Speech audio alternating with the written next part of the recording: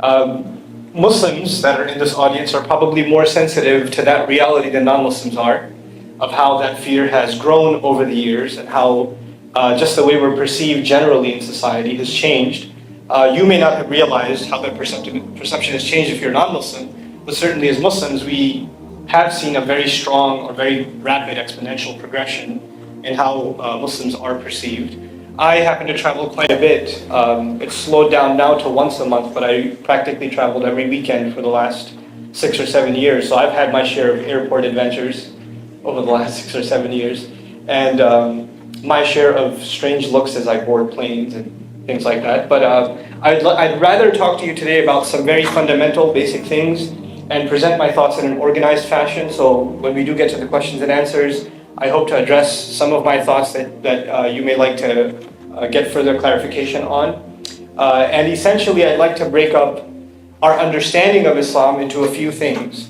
And the first distinction I'd like to make is Muslim behavior versus Islam. And that is essentially true of any ideology or any faith system, that there has to be a distinction made between behaviors of people and the actual teachings of a religion itself, the ideals, the text, whatever you may have, the sources you may have, they may be two very different things.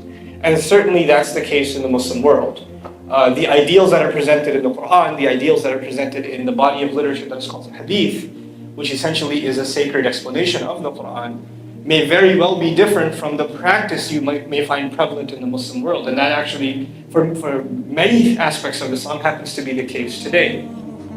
At the same time, another distinction I'd like to make within the masses of Muslims, the Muslim population, is a distinction between the fanatical among us and the vast majority of Muslims. And that's true, again, of any population of people. In any group of people, you'll have a small minority of crazies. That's just a reality of how society functions. There's always going to be some outliers that don't represent the vast majority. And one of the things I'll try to present to you is that to justify and to propagate hate-mongering against Muslims, what is used as justification is the televising and the publicizing of this fringe element within the Muslim community, and they're forced as the ambassadors or the representatives of what all Muslims think like and what all Muslims are about. So these are two things that I'd like to discuss with you in some detail. Finally, I'd like to talk to you about a little bit about Islam itself. And the reason I'll start with that. And the reason I think it's important to start with that, at least a basic definition of Islam and some essentials about it, is because there's all this talk about what Islam represents that you have probably already heard. I mean, it's kind of impossible that you haven't heard what Islam is about and you're sitting in this room as college students or beyond, right? It's probably impossible because it's pretty much the context of discourse. It's in the content on the radio, it's on TV, it's in the news, it's even in entertainment media. So you've heard something or another about what Islam is, what its essentials are, and probably already, even if you hear the word Islam, there are a few key words that immediately pop up in your mind. And there are a few images that immediately trigger in your mind that you've already associated with Islam. And that's not your fault, but that's just essentially what you've been exposed to. But very rarely do we get an opportunity for a Muslim, or Muslims in general, to speak on behalf of their religion, except, like I said before, the ones that are the representations of Islam that are publicized are those that don't represent the majority, that actually represent a crazy fringe element, and they're televised, and therefore we all look kind of crazy, and because they have beards and I have a beard, so it's very hard to make that distinction because a fifth of the world's population. But anyhow, so this is the first thing I'd like to talk about. Essentially, the essentials of Islam. The essentials of Islam. And a little bit about this man, Muhammad sallallahu alaihi wasallam. We say the Arabic phrase, when we say his name, Muhammad, we add sallallahu alaihi wasallam. It's an Arabic expression, may God's peace and blessings be upon him. That's what we send a prayer upon him every time we say his name, and that's an obligation on all Muslims. And incidentally, we do this for all prophets and messengers that we believe in. So for instance, when I say Adam, the Muslim audience here is obligated to say what? Alayhi salam, may peace be upon him. When I say Isa, which is the Arabic word for Jesus, what are we obligated to say? Alayhi salam, peace be upon him. So we send prayers upon all prophets and messengers. When we utter their name, it's a sign of respect and a sign of awe and regard that we have for all of these noble prophets and messengers, representatives of God's message. Essentially, just a little bit about this Prophet Muhammad that you may have heard some pretty crazy things about. But I want to share with you some very, very basic things. I won't give you a synopsis of his life except to tell you that the revelation, as Muslims believe, began coming to him at the age of 40. And it stopped coming to him at the age of 63. So that's a total of how many years? It's a total of 23 years that this message was being proliferated in Arab society, in tribal Arab society, in the middle of the Gulf region as is known today. The ancient term for it is the Hijaz region. So he starts propagating this message as a messenger of God at the age of 40, and he dies at the age of 63, sallallahu alaihi wasallam. And of course, he starts, when somebody makes the claim to be a messenger of God, and makes the claim that an angel comes and gives him revelation, as all prophets did, by the way. All prophets claimed legitimacy of their message by stating that they are not getting, this is not something they're making up of their own. This is actually inspiration, revelation given to them by a higher power. And now it's hard for you and me to imagine some of our neighbors coming over and knocking our door and saying, listen, an angel came to me last night and shared this really important message that I'm obligated to share with you.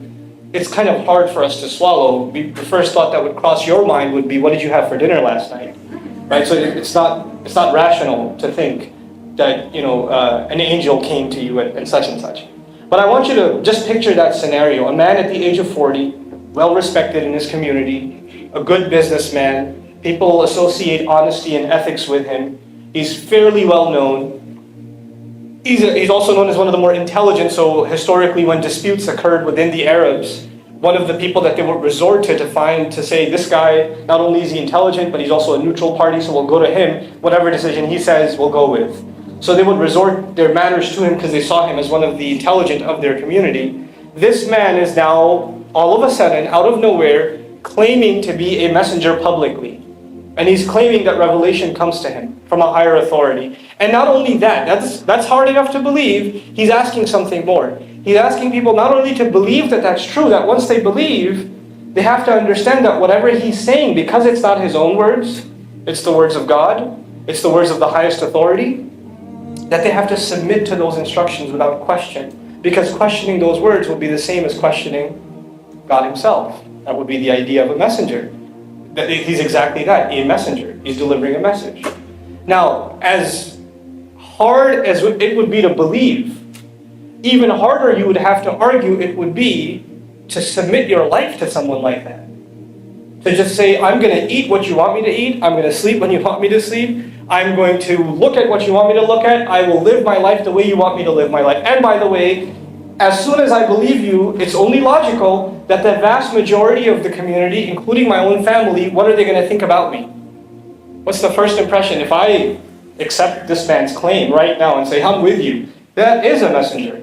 And I am willing to change my life entirely for him. Obviously, what reaction will the family have? He's gone crazy too.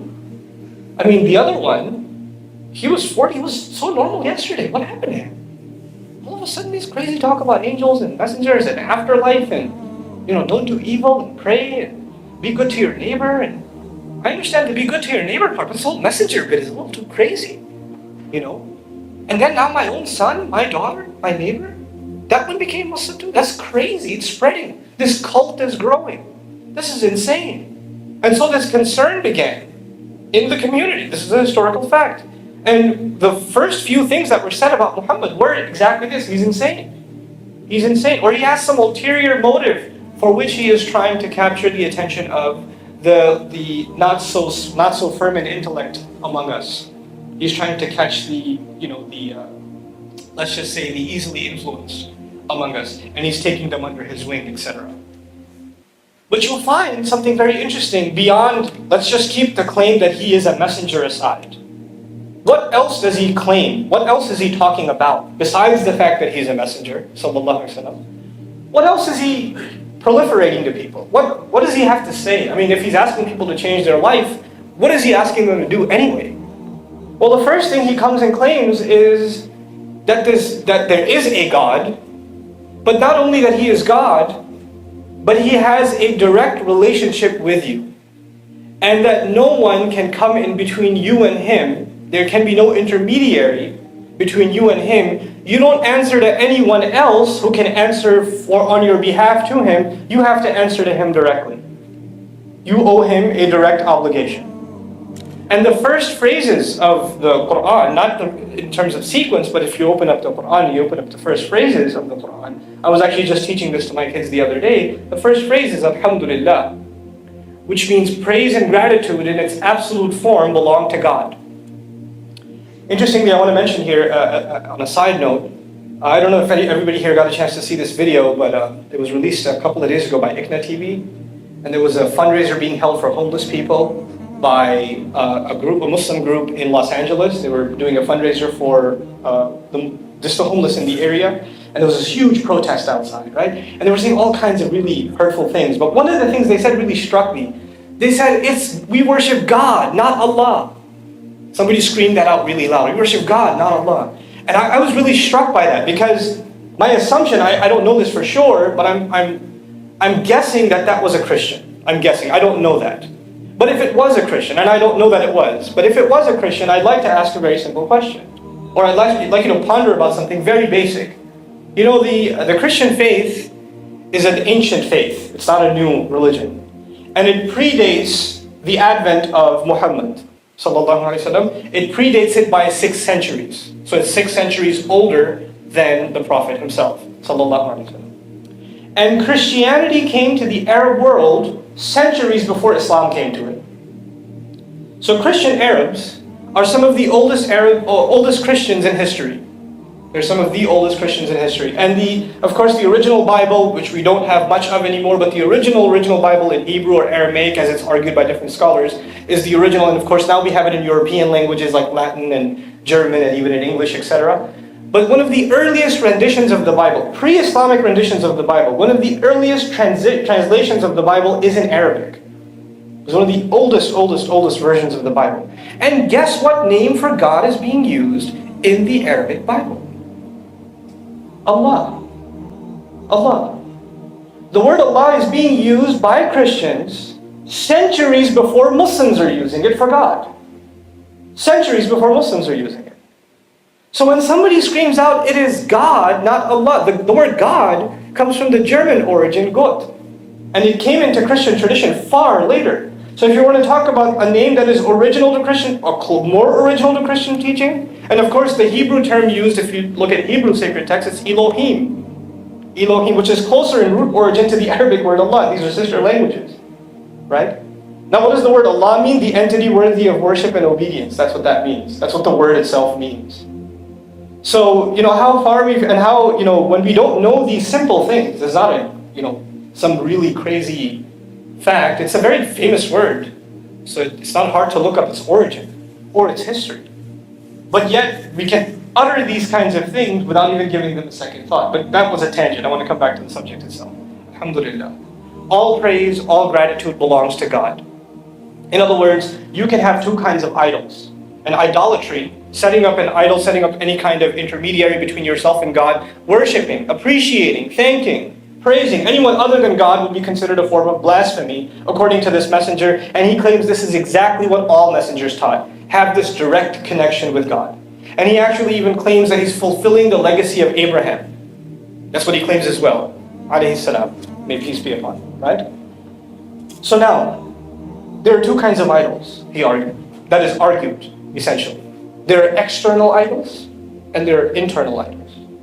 The external idols, maybe there's some deity in some theology, maybe, be it, they had different kinds of idolatry in the time of the Arabs, and they had different gods for different things, like the god of wealth, and the god of prosperity, and the god that gives you children, etc., etc., etc. And depending on who you put the donuts and coffee in front of and pray, different prayers get fulfilled, etc. They had different, theologies. Now those gods, those are external idols. But the Qur'an came and attacked internal idols as well. The idol of one's own ego. So when something good comes to you, you claim that this is because إِنَّمَا أُوتِيتُهُ عَلَىٰ عِلْمٍ عِنْدِي, the Qur'an suggests. I've acquired all of this because of the knowledge that I possess. It's because of my degree that I got my job. It is because of my incredible credentials. It is because my excellent professionalism that I got my promotion, etc., etc. You give credit first and foremost to yourself. You've set yourself up as an idol of appreciation and worship. You're completely self-indulged. And there the comparison made is between yourself and the Pharaoh. You know who the Pharaoh is? Right? The epitome of being self-indulged. That's the comparison made in the Qur'an. So that's one call. Not setting up an internal or an external idol between yourself and God. When praise and credit is to be given, whatever ability you and I have is actually not our own, it's a gift. And so when we're able to do something with that ability, the first credit should be given to the gift giver. And then we should, it's not evil to take pride in what you've done after you've shown gratitude to the right source first. So, even I give silly examples just to get the point across sometimes, but when people have babies and you go over to their house and you see the new baby, we just had a baby sometime, my babies, right? She's about almost a month old. People come looking at her, oh, how cute, right? And you know what Muslims generally do? We don't even think about it, we just do it. Oh, so cute, and then what do we add? MashaAllah, oh, subhanallah, oh, alhamdulillah, oh, whatever God wills. Praise and glory be to God. What a cute baby. In other words, that cuteness is not, and sometimes the mother goes, thanks. Like she had something to do with it. Like she's sitting there in Photoshop, she had nothing to do with it. This is one of the fundamental calls of Islam. And actually, that society even had a major problem with that. I already told you, accepting him as a messenger is a major problem. But accepting the fact that all praise and gratitude should go to God, and we should accept him as our master, and accept his authority, and appreciate him before appreciating anything else, and nothing can be between us and them, that was a serious problem for that society. And I need to tell you why. Because religion, before Islam, in Arabia, was being used essentially as an industry. As it is today, by the way, including Islam. Some use Islam, Christianity, Judaism, Hinduism as an industry. It's a money-making field for some people. And how was it being used then? Essentially, there's Mecca, which you probably heard of, the house built by Abraham, according to Muslim theology, and there's an interesting historical discussion about that, but I won't go into. And they had all these idols around it. And these different idols were from different tribes of Arabia. So all these different tribes would make a sacred pilgrimage to come to Mecca to pay homage to their own God. Because the place to keep your gods would be Mecca. But now all these different tribes, which were essentially warrior tribes, what they lived off of was beating each other up. It was a thing. None of them would mess with the Meccans. None of them would mess with the people that lived in Mecca. Now what? You wonder, why not? Why would they have free passage? The Qur'an even talks about it, that they could go on a caravan in the winter or in the summer. Why would it say that? Because most of the time, to be safe for business trips, when you take your caravan, because you don't have one-way flights back then, when you take your caravan and your camels and stuff, you'll fly either in the intense summer or in the most freezing winter. Why? Because if you go in the tough climate, it's hard for bandits to kind of be in the road and wait on you and stuff. So they would have to go in really intense journeys. But the Arabs would pick and choose, well, this is the best season to go here, and that's the best season to go there. And they would have no fears. Why? Because if you mess with us, your idol back there in Makkah? You know what we're going to do with it when we get back? So nobody would mess with them. But now if this call comes and says, you don't need idols. You don't need an intermediary. You can have a direct relationship with God. This entire system that's set in place, people coming, and of course when people come, what comes with them? Money. It's a tourism industry. I mean, after all, what is Orlando without Disney World? Think about that, right? So who would want to come here anymore? It's in the middle of the desert. There's no attraction except this religious site. If we lose the interest of all the Arabs, we have no special status left. And the money that is coming in year-round is gone. So they see it as a direct threat. This belief in a God directly is a direct threat. They make the connection between that and what they're up to. But the Qur'an goes even further. And what it does is something really powerful. And I dare use the word radical.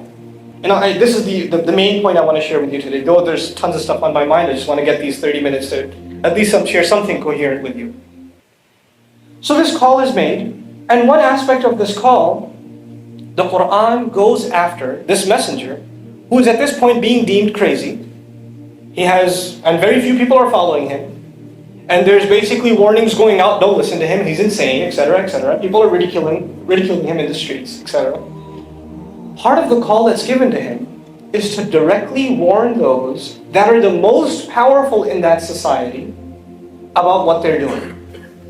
The Arabs had some really messed up practices back in the day.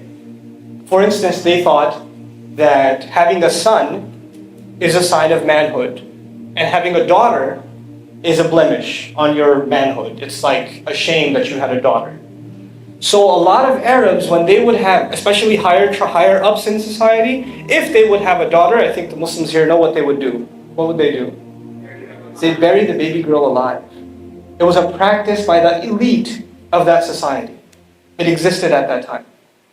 Now the Qur'an comes, and this man who's being claimed to be insane, claimed to be, just brushed aside, this passage is revealed to him, and he recites it out loud in public.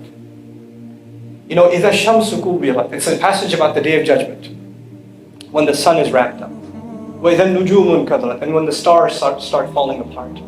When wild animals are herded together. When the ocean boils over. When the earth is stretched. When people start coming out of their graves. When graves are, turned topsy-turvy. إِذَا الْقُبُورُ بُعْثِرَتْ. And all of a sudden, in the middle of this discussion about Judgment Day and this really cataclysmic stuff that's going to happen, what is mentioned in the middle? وَإِذَا الْمَوْءُودَةُ سُئِلَتْ بِأَيِّ ذَنْبٍ قُتِلَتْ.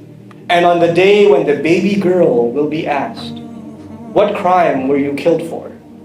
For what crime was she killed? In the middle of this discussion about Judgment Day, there's this talk about the evil that is happening in that society, and nobody dare question it. Nobody dare question it before these verses. And he starts directly challenging those. For example, another filthy practice was the orphan has no backing. The orphan of that time was like basically the illegal immigrant. Has no rights. You can do whatever you want with him. You don't have to pay him. What's he going to do?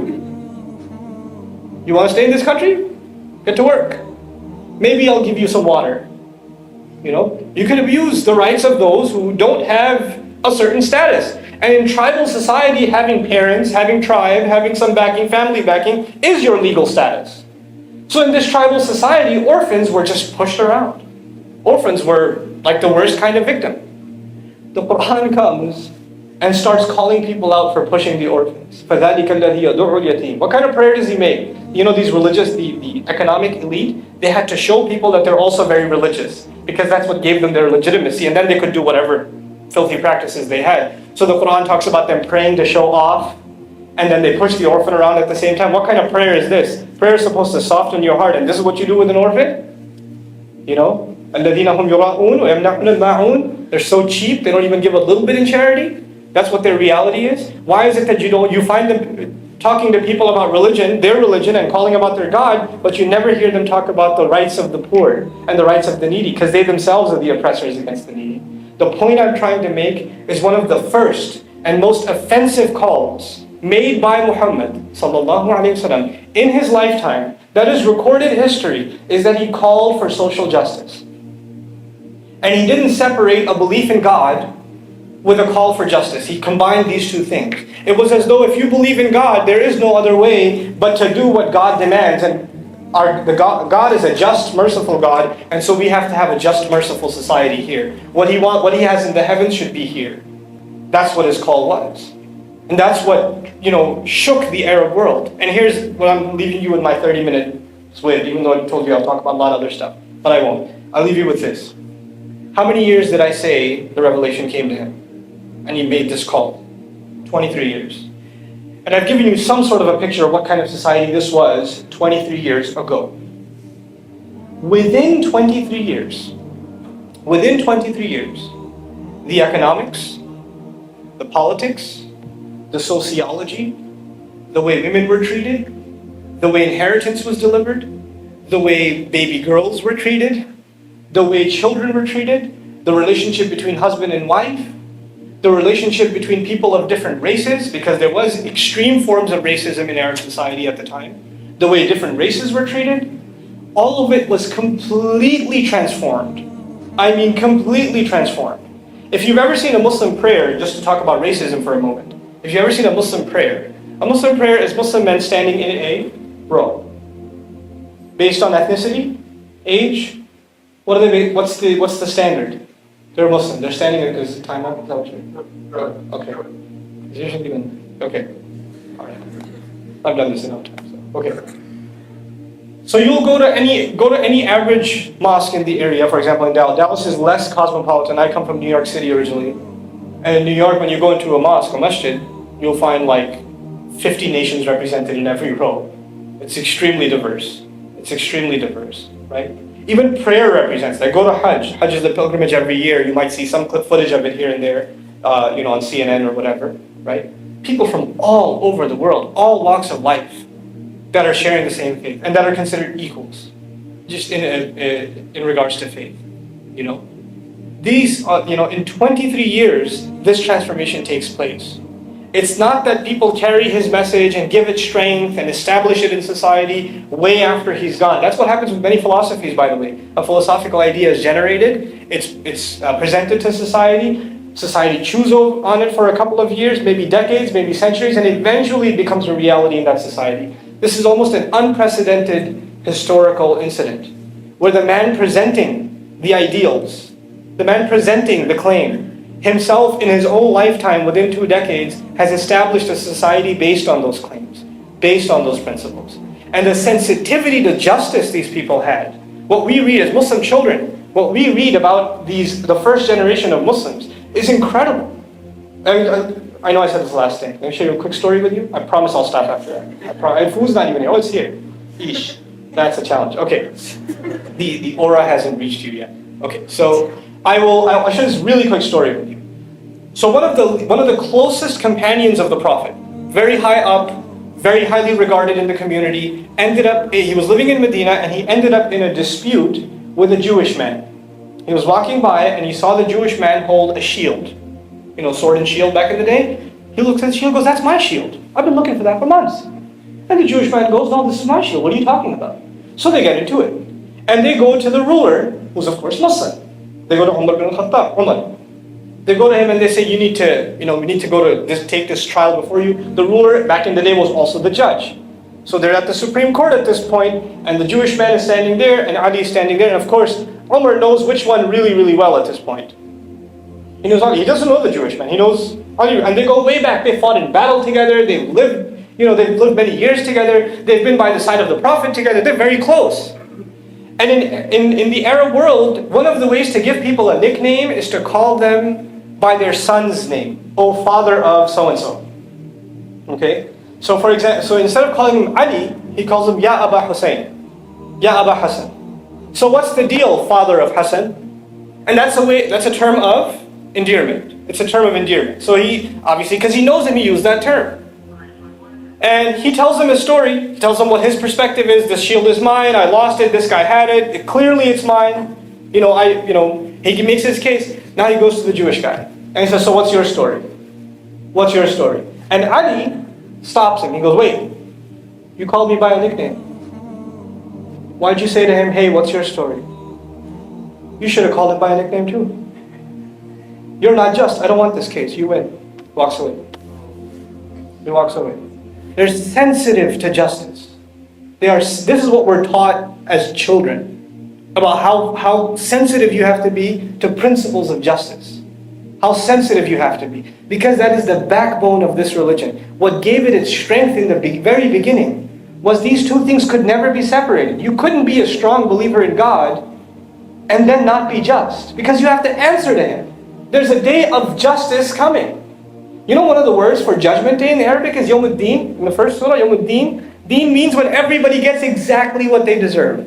Exactly, penny for penny, what they deserve. So a Muslim is cognizant of that and becomes extremely worried about delivering justice to others. Delivering justice to others. This is the heart of the religion. It's at the heart of the religion. And this conversation, unfortunately, I'll be honest with you, isn't common. Not among Muslims and not among non-Muslims. And it's a tragedy to the religion itself. I started by saying there's a distinction between Muslims and the religion. The texts itself, the sources themselves. An honest study of the texts, yields a very different picture than what you may be used to seeing. So I would encourage all of you to take some time out and read about the book, read about the Qur'an on your own time, on your own terms, and make up your own mind. Instead of, when somebody already has a conclusion made, I will present the religion from a point of view of faith because I'm a firm believer in it. So I have what you call a faith bias. But at the same time, somebody who hates Islam is going to talk about Islam and he has a hate bias. Bias is bias. So you need to come to it, leave us aside and read up on it yourself. Make up your own mind. Don't let anybody else make your mind up for you. And one of the books I'd really like to recommend to all of you, written by a wonderful professor out of Youngstown University in Ohio, is Select Passages from the Qur'an. Select Passages from the Qur'an. Easy reading. It's published, I believe, by the University of Michigan. I could be wrong about that. But it's an excellent book, an easy read. It's not preachy at all. It's just talking about the Qur'an from a literary point of view. So those who are interested in the book as a primer, as a first-time reader, it would be a phenomenal resource. I sincerely thank you for paying attention, even though food was here. So, and I apologize for taking over my time.